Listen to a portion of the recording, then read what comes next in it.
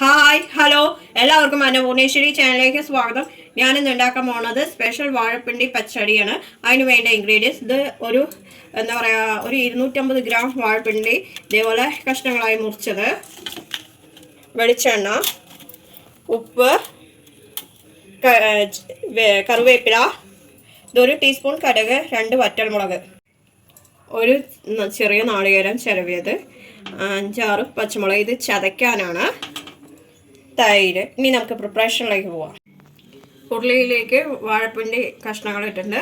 നമുക്കിത് വേകാനുള്ള വെള്ളം ഒഴിക്കാം. വാഴപ്പിണ്ടിയിൽ ഓൾറെഡി വെള്ളാംശമുള്ളതാണ്, അപ്പോൾ കൂടെ വെള്ളം ഒഴിക്കണ്ട. ഞാൻ ഇതിൽ 1 ഗ്ലാസ് വെള്ളമേ ഞാൻ ഒഴിച്ചിട്ടുള്ളൂ. ഇതൊന്ന് വേകട്ടെ. വാഴപ്പിണ്ടി കഷ്ണങ്ങൾ വെന്തിട്ടുണ്ട്. നമുക്ക് തൈര് ഒഴിക്കാം. അതോടൊപ്പം തന്നെ നമുക്ക് നാളികേരം പച്ചമുളകും കൂടി ചതച്ചത് കൂടി ചേർത്താം. നന്നായി മിക്സ് ചെയ്ത് കൊടുക്കുക. കറിക്ക് ആവശ്യമായ ഉപ്പിടാം. എന്നിട്ട് നന്നായി ഒന്ന് തിളക്കട്ടെ. അങ്ങനെ നമ്മുടെ സ്പെഷ്യൽ വാഴപ്പിണ്ടി പച്ചടി റെഡി ആയിട്ട് നമുക്കിനി താളിക്കാം. ചീഞ്ചട്ടിയിൽ എണ്ണ ചൂടായിട്ട് നമുക്ക് കടുകിടാം. അതൊന്ന് പൊട്ടട്ടെ. കടുക് പൊട്ടിക്കഴിഞ്ഞ് നമുക്ക് കറിവേപ്പില ഇടാം. വറ്റമുളക് ഇടാം. അതൊന്ന് ചെറുതായി മുക്കട്ടെ.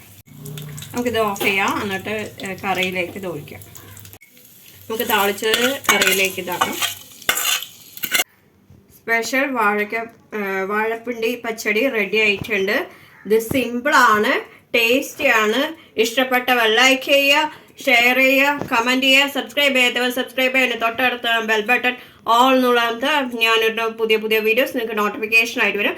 എല്ലാവർക്കും ഗുഡ് ബൈ.